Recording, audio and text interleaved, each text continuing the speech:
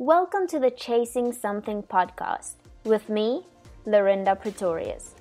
Here we get real and raw about the struggles and the joys of being a young adult following Jesus in a post-Christian world. Join me as I engage in tough, controversial, and highly relevant conversations to enable you to thrive in your chase.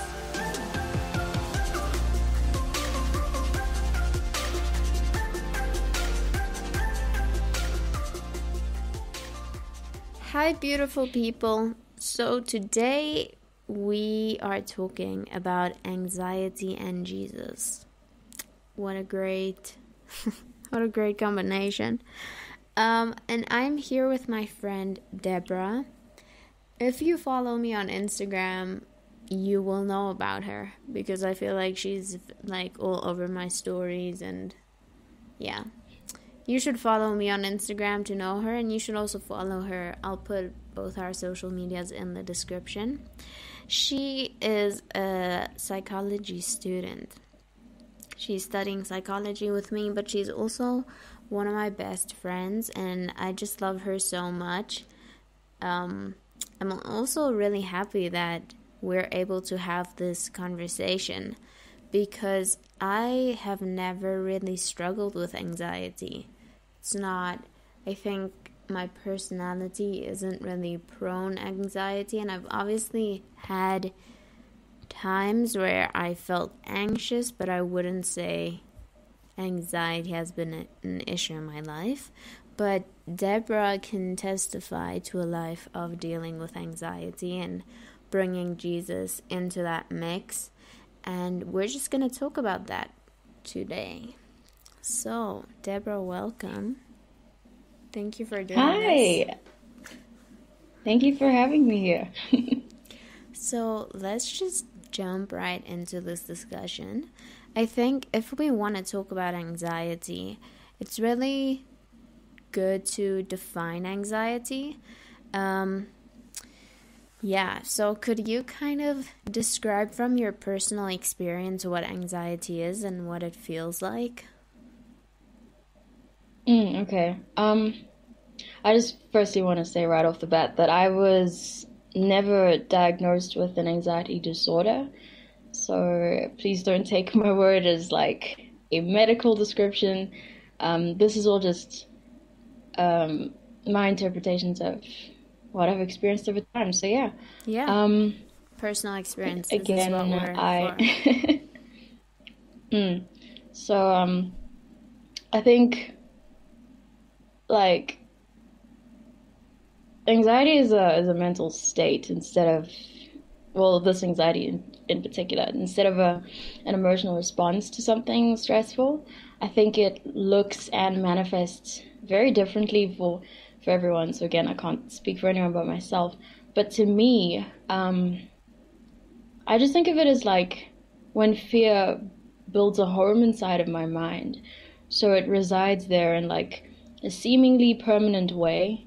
And so that makes it really easy to encounter almost all the time. For me, I've just always experienced anxiety as like, I'm constantly at the edge of my seat. Sometimes, if not most times, expecting things to go wrong. I've definitely had a victim mentality the whole time. It causes me to be afraid to try again with certain things, or to try new things, or just to do anything, honestly. It's also really hard to be optimistic. Like, I've had times where I'm almost like, I almost have a hatred for joy because it feels like it's almost stealing the limelight from this anxiety. I think it just makes a lot of noise when it's in the air. But I'd say like the main thing is that it makes me forget about myself, or just forget myself in general, the whole time that I'm anxious. So yeah. So when we think about being anxious and anxiety, in your case, obviously not diagnosed specifically by a medical profession, no, but let's say in this case you were diagnosed, or at least you've kind of self-diagnosed yourself. Would you say the difference is that being anxious is like an emotional response to being overwhelmed by life at a specific point, but it's not constant, like you said, kind of like how even joy that God gives us is supposed to be a way of life and a discipline, as opposed to happiness that comes briefly. So do you think that's kind of the difference between anxiety and being anxious, from your experience, of course? I think, yeah, having anxiety is more of a permanent thing. It's like it's your mental state. Like I don't want to say, I don't use the word permanent because it can be changed. So yeah, people can definitely heal from it. But what I'm saying is that feeling anxious is, just more of an emotional response. Like, I don't know. I want to put it on the same plane as like feeling hungry, then once you eat, it's gone. So, yeah. Yeah. So it's interesting that you're saying it's kind of like a constant fear, which obviously a bunch of the things that you're describing is completely contrary to Jesus and what Jesus wants for us. And so can you tell us a little bit about your journey of anxiety and Jesus? Like, when did you realize that you have this constant fear or anxiety in your life? And when in that journey did you encounter Jesus? And how did encountering Jesus change the way you view your anxiety, if the question makes sense to you? Sure. I think I firstly want to say that now, like looking back and stuff, I can definitely see that Jesus was there the entire time. I think I was also just really young, and like when this all started and everything, and I didn't understand what it was at the time, and it manifested in ways that I also just didn't understand, and I just thought that, maybe it's just a thing of bad habits, or maybe I'm just weird like this, maybe this is just a thing of, who I am. And then I'd just say, like, as I grew up and I grew older, I slowly put the pieces together and realized that, hey, this shouldn't be my norm, But then even then I definitely had a point where I was too afraid to really come to Jesus for things like that, because I still had this idea that, Christ expected me to be perfect and whatnot, and here I am dealing with this really messy thing. So basically I didn't understand the point of Jesus at that time, because that's not what Jesus is about at all. He really wants us to bring our brokenness to him and our messes, and he wants to be involved in every single detail in our lives. But I'd say, like, the moment I brought Jesus into the mix, that would have to be literally only very recently. And it makes me think, like, what have I been doing this entire time? I've just been sitting here dealing with this problem on my own, and then, Jesus deals with it in a nutshell. But, like, the way my anxiety has changed by bringing Jesus into the story is, in short, it's like, it's not that it's like, it really is that Jesus literally lifts the load off. I wouldn't even say it's like a 50-50 effort at all. Yeah. My part to play in the solving of this issue is literally just acknowledging that the issue exists, having an understanding that I'm loved by the Creator and can therefore ask him anything because he cares for me, and also just committing to trust him that he can do the work of healing me. God's part is essentially everything else. He provides the wisdom for me to deal with my anxieties. He provides the strength that surpasses, the kind you get from I don't know, having a protein shake or just eating right. It's something that's so crazy and out there that you can't bring about through human strength. And it took me a long time to learn that my plot was simply to just say yes to Jesus, and that, and just following his lead, because it does get really tiring, like really quickly when you just carry this kind of thing on your own. I also want to point out that Jesus has given us people to share our burdens with. So community is also really important when you're not at your best. But this is, of course, the kind of thing that we can't see when we try to deal with anxieties and other things that are bigger than us on our own. So, yeah. Yeah. You know what's, it's really funny that you're saying it's not a 50-50 thing, because like last night I listened to this podcast.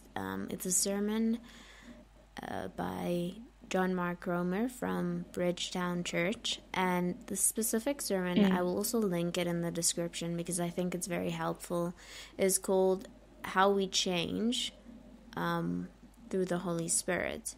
It's part of their Vision series from 2016, and the whole series is about how to be an apprentice of Jesus and our role of following Jesus, and it's really a beautiful series. I think every single person following Jesus should listen through it. But that specific one, it was, oh my gosh, it was so good. But it was exactly about this, like, how do we change? And there's a few things that he touched on. And the first thing was that when we change, it's not 50-50. Firstly, we need to understand that we are in a partnership with God, and it takes both Him and us for us to change. And so there is a part for us to play, but it is not 50-50. It is there's not a specific, you can't put a percentage on it, but God does way more than we do, but it doesn't mean that we don't partake in it, because we still need to. And then he was talking about how we have primary desires and secondary desires. And primary desires are things like your sex drive, you being hungry, stuff like that. And then your secondary desires are basically who you want to be. Like, right now, you might want to have sex with this random stranger, but like your secondary desire is to be in a loving, committed relationship, or not to cheat on your wife or whatever. And basically the whole thing was about how the Holy Spirit empowers us to override our primary desires, because this is what true freedom looks like. Yeah, this is just, it's actually so good. People don't really understand that, because people think feeding every single desire you have is true freedom, but that's not true freedom, because then you can't say no to your desires. When we live from a space of living in Jesus and making decisions from who we know He created us to be, rather than what the world tells us we should be or that we should want, we can override those primary desires, because they're not always good. Actually, majority of the time, they're not good. Like, do I want to eat an entire cake right now? Yes. Should I? Probably not.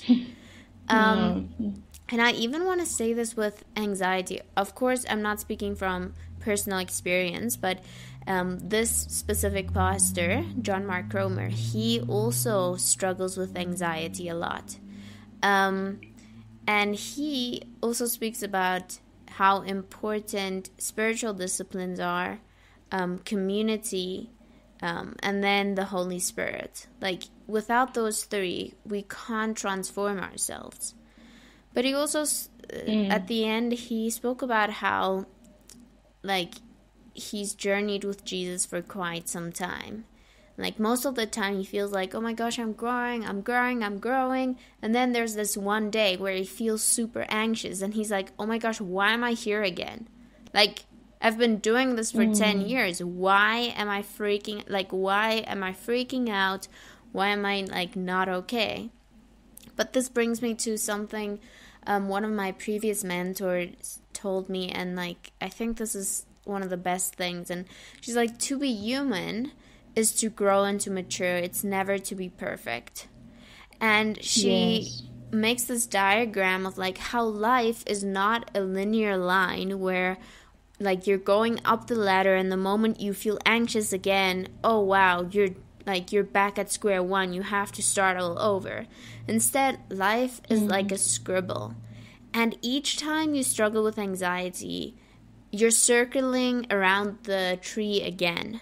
But the reality is that every time you do that again, you're not starting from the beginning because you have more maturity and growth than you've had the previous time. So even though you Yeah. might struggle with the same thing, you're never back at square one. You're just continuing. And that is okay, because journeying with Jesus isn't a linear line, and you'll never get there because, like John Mark Comer says very well, Jesus is the standard. Jesus is the standard. You can't get there on your own. Like, Yeah. and how will we ever get to that standard? I don't, like, probably never. Like, it's not a thing. But we continue to journey, and we continue to bring God into those areas that we're really struggling with. We're really struggling with to bring His light and His truth in those areas.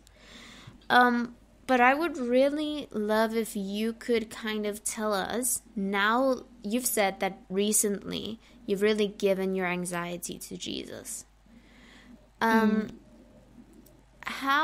What does that process look like? Can you, I know a lot of times we speak about bringing Jesus into situations, but oftentimes we speak kind of Christianese and we're not giving people practical steps. Of course, I know everyone by now knows that you're not a medical professional, but just from your experience, what are some resources you've used, practical examples of things you've done to bring Jesus' truth into that area of your life and to really free you from that? You know, I love that you've pointed out the whole issue of being Christianese. That annoyed me and still does to this day, because I remember a very recent time in my life where I'm like, okay, here I am dealing with anxiety. I can't just plaster on a scripture, you know. How is it that we make Jesus real? And relevant in to order the now. to see in order to see like radical change in our lives. So for me, I haven't necessarily used certain resources. I've just, been gifted with some information online, but I'd say like the bottom line to this is I make a point of asking questions. I ask my anxiety questions as if it's a person, you know. And what I mean by this is that I have to be intentional about unpacking each and every single anxious thought that I may have throughout the day. And also noticing that sometimes my anxiety manifests physically. Of course, it's different for each person. If they do experience physical symptoms, like things like headaches or knots in your stomach, that kind of thing. But it's so important to find out why you're feeling that way and keep asking why until you find answers. Like, I'd say that the problem is the anxiety is 80% dealt with the moment you recognize that it exists and are able to name it. It is a long process and it can seem tiring, but for me it's so crucial to helping me get through each day that I'm alive, because I know that there are things that need to be done just like anyone else does, and that I need to learn, to keep growing. And I can't afford to not do what I can in order to keep living, Yeah, I think it speaks a lot into that scripture that talks about taking our thoughts captive. And I learned that from Dr. Caroline Leaf. She speaks really well in that regard. And it's really great to see, especially the psychological aspect, which I'm interested in, of course, because I'm a psych student. But yeah, literally asking it questions. Understand, why am I feeling this way? until you get to the bottom of the issue, and then there's a certain kind of freedom that comes from that. Yeah, I think that's so wonderful that you're mentioning this. A few weeks ago, I started this course in narrative therapy. It's very interesting, and it's an alternative therapy, but it is one of the therapies with the best results ever. Like, even like healing schizophrenic people. It's amazing, and it's based on this basis that we're all stories and that you have the power to change your narrative. And one of the the first things that they say is that when people present problems in their life to you, like anxiety or an eating disorder or whatever, the first thing you have to ask them is, what do you want to name this problem? And you need to name the problem and separate it. Because very often, and I think especially with anxiety, and because it's so common in our world right now, it's so easy to identify with your anxiety. But one of the, like in this therapy, it's all about naming your anxiety, pretending that it is a person, and getting rid of that person. Knowing that that's not the true you. You're stealing something away from my life. Like when you're constantly in fear, I cannot enjoy joy. So I want to get rid of this person. And I can through different therapies, but also as Christians, we can also, and we should, bring Jesus into that mix. Because another question is, like, what are your thoughts on using medicine or using because anti-anxiety medicine, I know this, like, sales have gone up, like, I don't even know how much, but I know it's like the main, like, how do I say this, like the main selling drug in the States right now. And as Christians, my view is that we can use medicine, right? Like, I don't think that's a sin or anything. My problem, though, with mainstream therapies, and especially psychiatrists, because they're not psychologists, they're so focused on solving or getting rid of your symptoms, but not getting rid of the root. And that's where, like, I think if you want to use antidepressants or anti-anxiety medicine, I don't think that makes you any less of a Christian. But I think as Christians, we should be aware that our spirit and our body is one. Like, I think sometimes there's this, or at least the world has this thing where, oh, we're just spirits, and like our body is our home, and like we have to take care about it, and like take care of it, but it's not that important. But like that's not the way the Bible says it. Like, whatever happens to your body also happens to your spirit, and the same way around. So that's why when people only use anti-anxiety medicine, but they don't think about their thought life and things like that, I'm a bit skeptical, because I think, especially as Christians, we need to view our bodies as holistic and take care both of the spiritual, the emotional, and the physical things that contribute to anxiety. Because if you go into neuroscience, then you realize your thoughts literally form your brain. And so now you're saying, okay, it's fine, I'm going to use this anti-anxiety medicine, but I'm going to keep like filling my life with these type of movies that shows me how the world is going to end and how everything is meaningless. Like, I just don't think that that's a wise way to handle the whole situation, because at the end of the day, we want to actually live in freedom. We don't want to live in sin management or anxiety management. We want to live in a space where we're in freedom. We're called to that. That's what Jesus says. So what are your thoughts on that? Sure. I love the terms you've used, sin management. I love that, because we were created to live such big lives, and a lot of people are just settling for a survival mindset. I think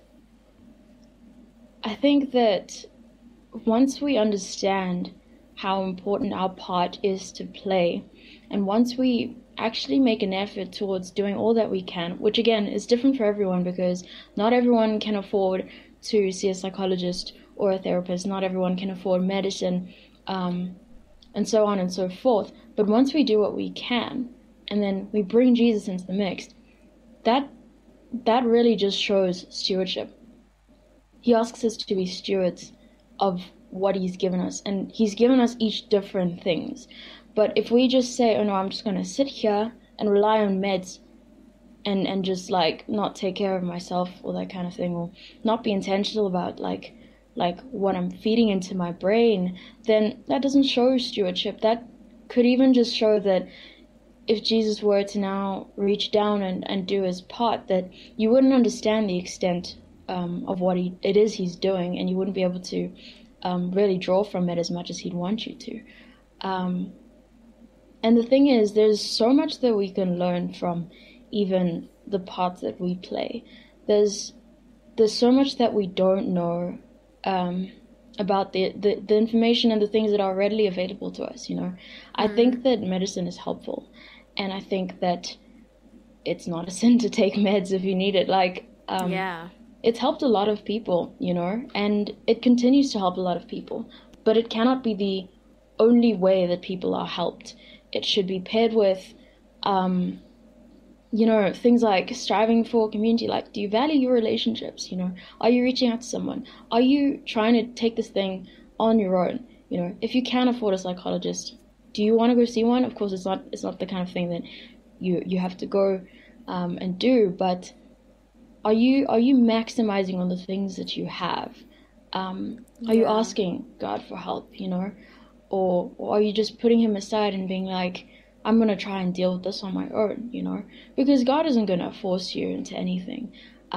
He wants you to, again, feel that partnership, that this is like a tag team, but he's the one that essentially does everything.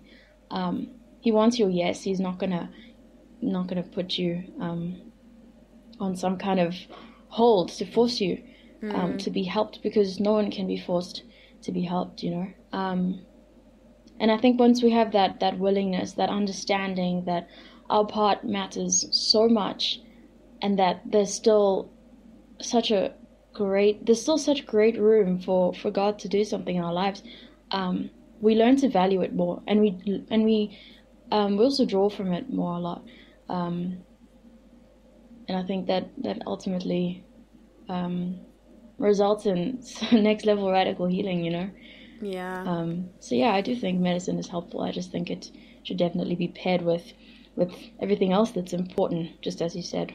Yeah.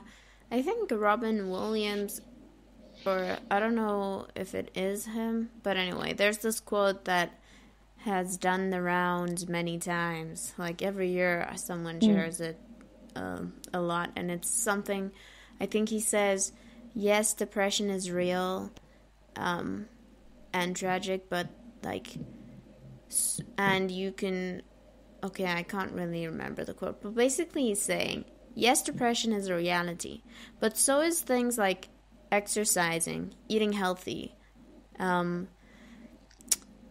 having healthy relationships, having a goal for your life. I mean, it's all ironic because he committed suicide, but I think it's so true. Like, I think we don't need to pretend that anxiety is not real, or depression is not real, or any of those things aren't real struggles. And we also don't need to say that I personally am a fan of alternative ways, and I prefer them over any medicine because a bunch of my family is in the traditional medical thing, and I just don't trust pharmaceutical companies. But if you do, please, I'm not trying to judge you or say that it's not okay for you to do that. I just think that we need to rethink the way we handle every problem. And you know, that goes not just for mental health things, but also natural health things. because we cannot pretend that these things are isolated cases, you know?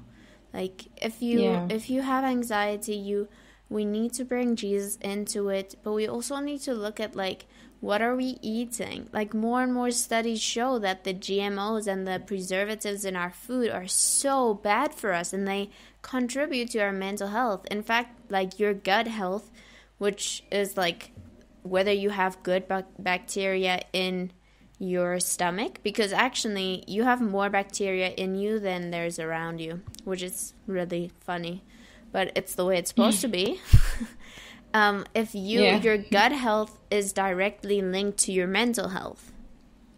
So eating things like kimchi and kombucha and like fermented things, or even yogurt, but with live cultures, not, those without live cultures, those won't help. But all these things, again, not saying, oh, just eat yogurt and never take your medicine. And we need to bring these things together. The same thing with like bringing Jesus into it. Like you can do all this, but you're not taking care of your spirit. Like we need to remember that all those needs need to be filled. Like we need to imagine ourselves like the Sims characters, like if you played Sims, then there are all these needs that need to be met. Yeah. Otherwise they like die or something if too many of them are in the red. Yeah. Like we're the same. Why do we think we're not the same? But we are. I just, I want to point out that anxiety, is also the kind of thing that feeds into all the other things that we know we should be taking care of in our lives. I know that's definitely happened to me. It can boil right down to having anxiety about taking a shower, and it seems like it's an irrational fear. Someone might call it an irrational fear, but to you it's an extremely real thing. And I want to make a point of acknowledging that that's okay. But the way to solve that issue, in my opinion, my non-medical opinion, is, again, to recognize that and to not condemn yourself for feeling that way. Because a lot of people think that, anxiety is the kind of thing that, like, it's separate from your life. But then again, it's so intertwined with everything, They don't want to be like, oh no, I'm anxious about using a certain spoon. If I don't use this spoon, then it's the end of the world. That can be a real fear to someone. And it's not a small thing, and it's tied to other things. And it's just as important about having anxiety over, I don't know, a money issue or something much larger, That it exists really does. It does a lot. And I also think that in order to take care of yourself and be like more well-rounded in that regard, to do everything that you can do, like eating right and taking all your thoughts captive and making a point to spend time with people if you can. Start small, Start with what you can, and don't shame yourself for not being able to do as much as you'd hoped to do. Because once you learn, those baby steps that, okay, cool, I can be a bit social now, if you have, I don't know, social anxiety. But like, this is enough for today. Now I just need, to spend time with myself for a bit, and I'll try again, Having that mindset that you'll try again can be super helpful. So yeah, I think the small steps is a really important thing to note. Yeah, I also think it's a marathon, And if you want to run a marathon, you can't start by running. Like, if you've never done a marathon, you can't just start by running 100 kilometers. I mean, you can, but you might die, actually, because you're not prepared for it. We need to, I think, view not like our journey with Jesus and everything that goes with it as a marathon.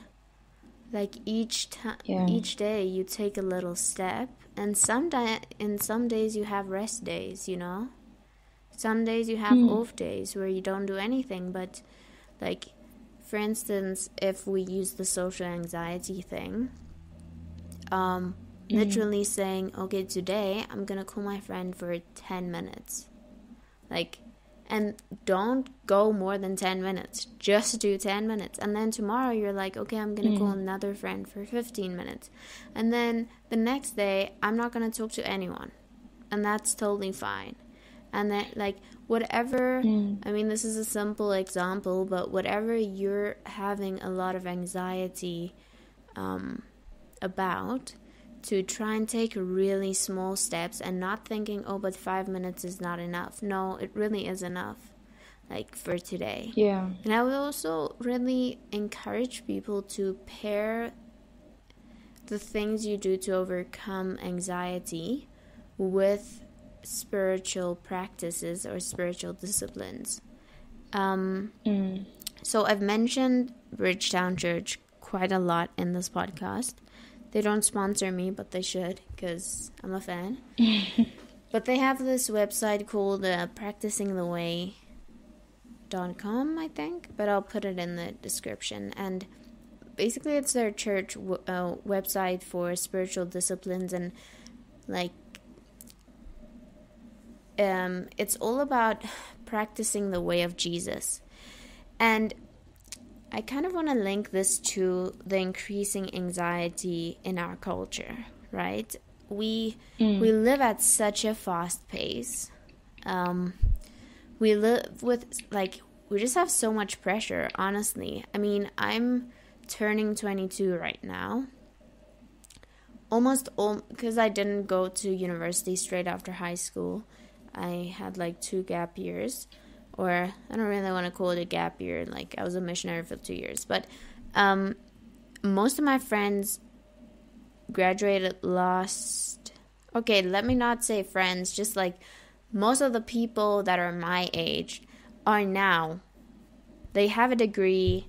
They are engaged or married. Or they have a kid or 2. And, yeah.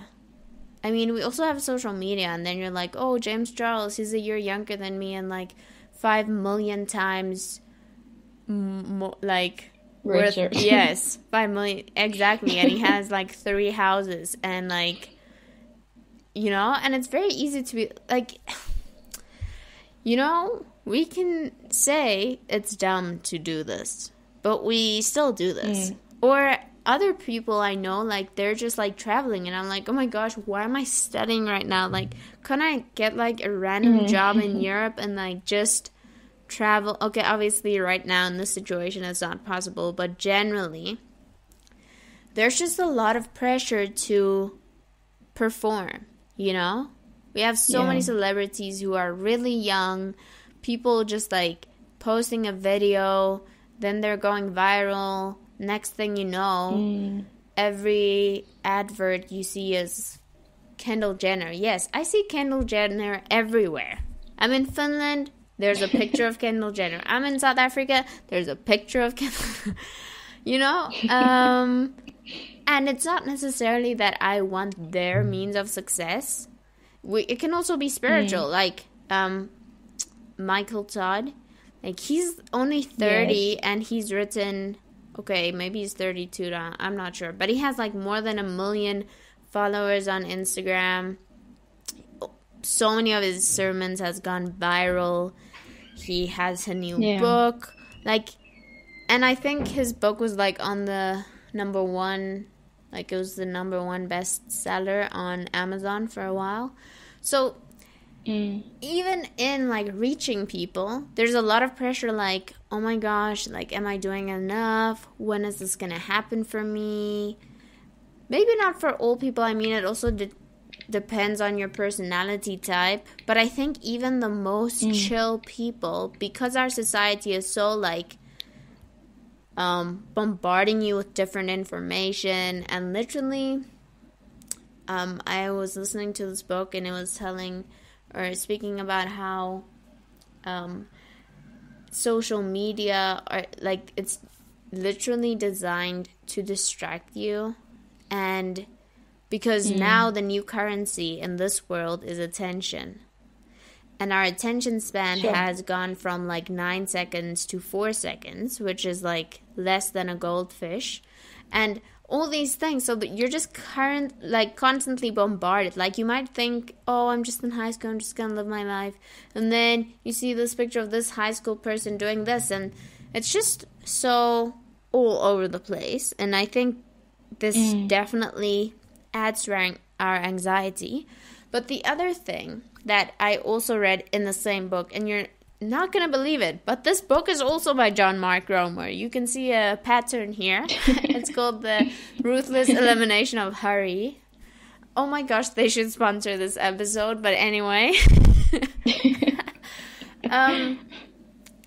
He was speaking about how the Sabbath used to be a day where like all the stores were closed and like people just did nothing on Sunday. They just went to church and chilled. And then like a few years ago that essentially stopped. And how people haven't even researched the effects that had on the society, because now you're in this place where people never get rest. And this links to the whole practicing the way, because he puts a big emphasis on Sabbath and saying that it's not that Jesus isn't our rest. He is our rest, and that's exactly why we need a Sabbath. We need a day where we just, yes, we're supposed to rest in God every single day, but when we take a Sabbath, when we take one day where we really just like, this day is just all focused on Jesus and like abiding in Him, it sets us up for success for the rest of the week. And so basically the point that I'm trying to make is go to that website and try to implement some of those spiritual disciplines like rest, Sabbath, silence, and solitude. Whether it's only, and this is something that I'm trying to do right now, because I've realized that I am kind of to some extent in a spiritual burnout because I'm not like abiding in Jesus enough. But instead of being like, oh my gosh, I just want to take an hour to listen to worship and just abide in Jesus, when I know an hour is really like stretching it for me, to just be like, okay, today I'm just going to take 5 minutes. Or I'm just going to put in a reminder on my phone at 12 o'clock that says, become aware of the Holy Spirit. Okay, that's only like 10 seconds that I'm going to look at this reminder. But the more I practice it, the more I'll be able to abide in Jesus, and the less I'll be consumed by the world and anxiety or whatever goes with that. I'm not saying that you will never experience anxiety again, of course not, but these are all practical ways that can really assist you in this time, and not just during lockdown, but also just during your life, to live a life closer to Jesus. And by seeing all of this like a marathon and really just taking one step at a time.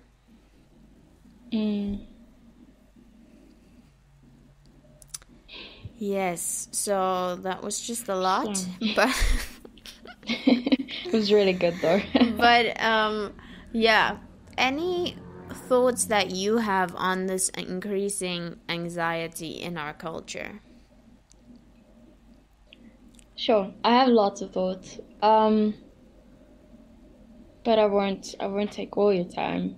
I do want to say though that I feel like everyone, and okay, I'm not saying everyone isn't everyone. I'm just talking about the general society. Yes. Of course, there's some people who do not fit into this category, but it's a common thing for people to feel the need to define each other in this world now. Like everyone now wears this thing of like, I have the right to, say this person is this and that person is that. But at the same time, everyone is so quick to believe every single definition that they've been given. And some of these definitions clash. And then people just sit there not knowing what to do, And then we don't know where to run for clarity and an understanding of who we really are. So we sit with this confusion and become defined by it, you know, because, I mean, we're sitting in between like two separate thoughts, or however many thoughts that we have adopted from the world, and none of it really fits or sits with us well. And this could, of course, fuel anxiety and stuff. I also think that isolation has definitely become the norm in our society. We hear a lot of people on social media that talk about how much they love people. Like, I will definitely put in my social media bios that I love people, because it's true.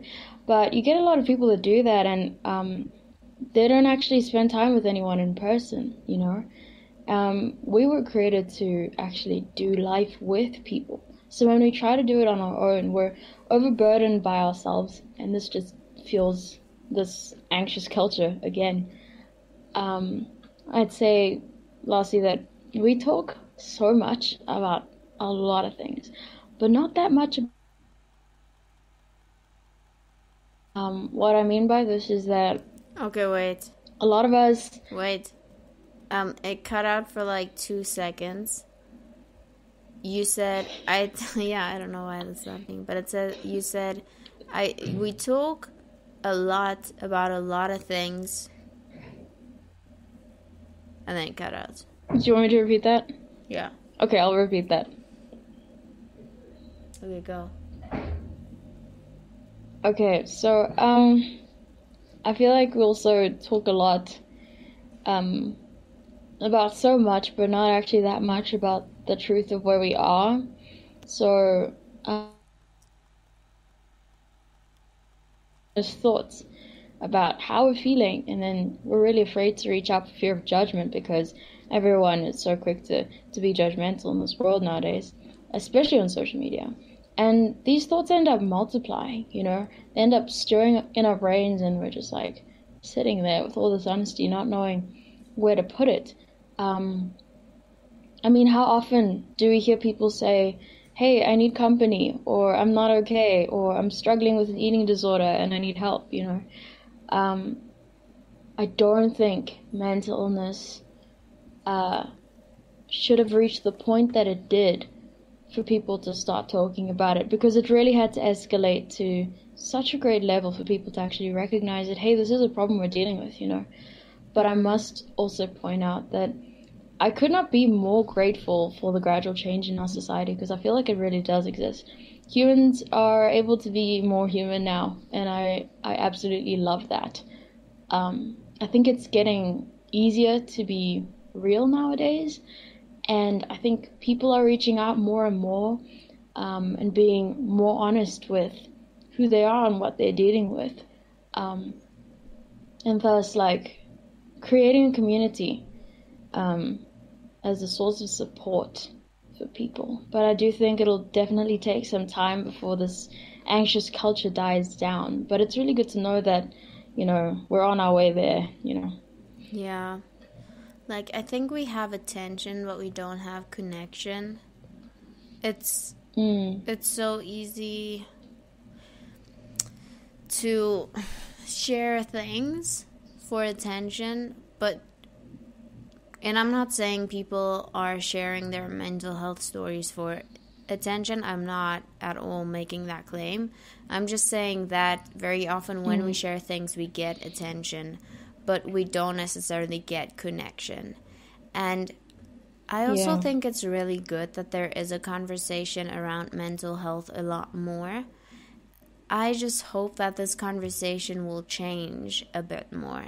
Because I think right now it's very focused on, like, oh, I'm struggling with this, I'm taking this medicine, and that's okay. Again, like I said before, I don't have a problem with anyone taking medicine, but I do hope that our conversations around mental health will change to a more holistic view, and conversations about, I'm struggling with this and I'm gonna stop filling my head with this type of content, because it just, like, it increases my anxiety, and I think social media can be a great platform, but I also fear that, or not fear, but I'm aware of this thing that it's not a community, you know? Like, it's a one-way conversation very often. And that's not true community. And I think a lot of times people mistake that for community, because real community takes a lot of hard work. It takes you prioritizing, takes you showing up, it takes you confronting people with their flaws and they do the same for you. Community is the most beautiful thing, but it is hard work. It's not like Instagram where you only have to post once, twice, or 3 times a week and people, like, that's not the way community works. You need to invest in people's lives. And I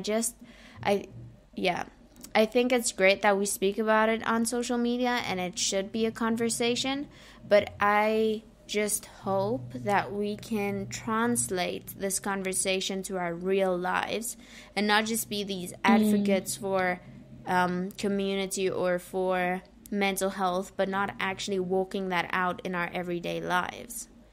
Because at the end of the day, I would argue that what you do with your everyday life and your everyday choices are even more important than the trends you support on social media, you know?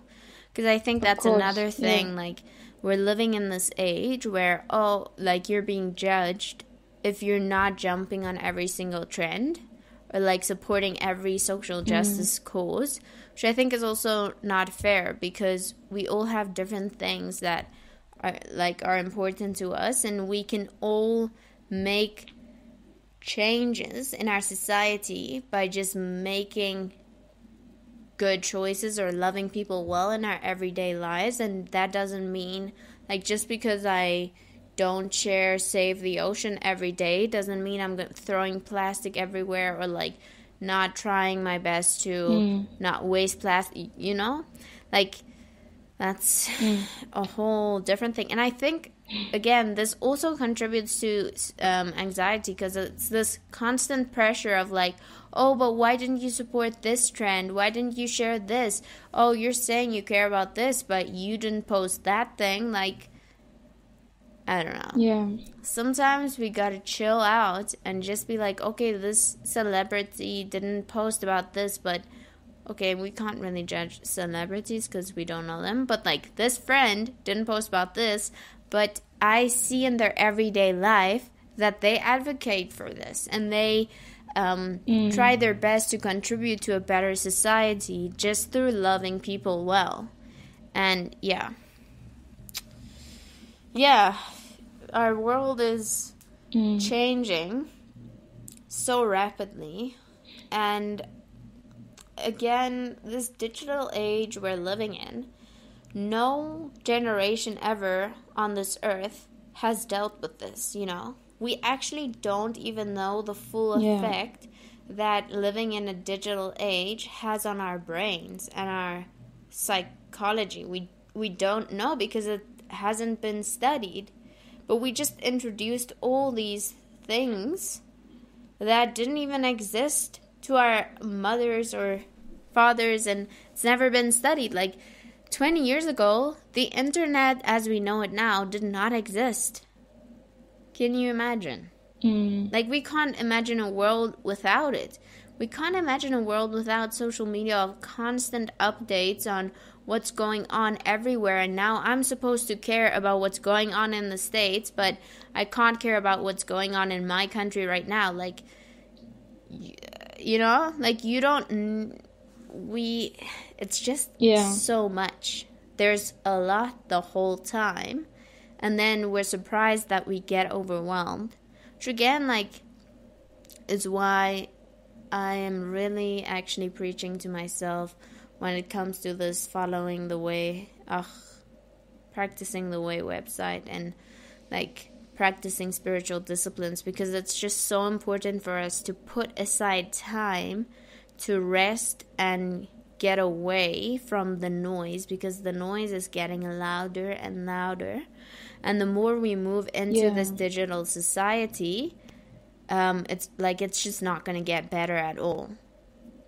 it's going to get worse. And so anxiety will increase. And so we have to find disciplines and ways and practice things that we can do every single day to ground ourselves back into who God created us to be and to live from a space of abiding in Him rather than just being overwhelmed by everything that's going on.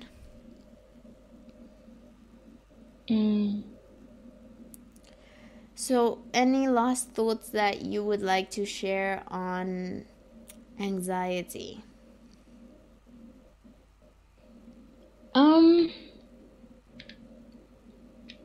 I think the main thing that, like, I'm still on a journey of constantly trying to make this my truth and constantly learning more about this. To adopt the spirit of condemnation for having any mental illness is not the way to go. Whether it's external, whether it's people saying that, oh no, you shouldn't have a mental illness, or you're less of a person for having a mental illness, or even if it's just from you, it's so easy to be hard on yourself for not being able to do basic things, But I hope that, sure, I don't know you by name, but I'm hoping that if it's any consolation, just know that it's a real thing, that you're not alone, that you aren't less of a person for struggling to do something simple. You're just a human being who's trying to figure it out just like the rest of us. And we all have our different things that we don't understand fully. We all have our weird things. We all have our shortfalls and everything. And I want to just say, don't blame yourself. Don't be hard on yourself. If anything, be intentional about loving yourself, especially when you're having those intense moments of anxiety or anything that you're experiencing. Make it a point to acknowledge the fact that you are indeed valuable, and that you're worth having around, that you're worth all the best things in life, because you are, Yeah. So, yeah. I think also I've heard before that some people claim that having anxiety or certain mental illnesses is because you have a lack of faith. And I just want to also speak into that, if anyone on here has ever heard that, or if you believe it, that it's just simply not true. I would actually argue that this thorn in your flesh can be the thing that strengthens your faith. I'm just thinking of Paul saying that he prayed so much that God would take away this thorn in his flesh. And we're not completely sure what that was. There's different speculations, but the truth remains the same, that he said that he accepted it because he realized when he was weak that God is strong. And if you are dealing with this and you're taking all the right steps and you're taking medication, and you're still struggling, just know that in those weak moments, you have the unique opportunity to completely rely on God, because you're not on your own, and you're not supposed to do it on your own. And it's just definitely not a sign of weak faith, because we all have different struggles or different challenges that we're working through. And just because yours is a mental illness or is anxiety or things like that does not make your faith less than mine, So I just wanted to really debunk that lie, and just, if someone says that to you, just say, I rebuke this in Jesus' name. No. It's not true. Yeah. It isn't true. And then before we say goodbye, I ask all my guests, what are they chasing right now? So, Deborah, what are you chasing right now?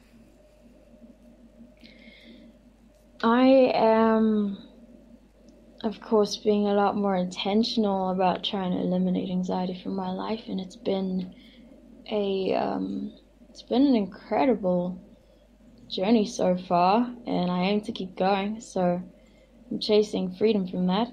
I'm also, in a very weird way, chasing.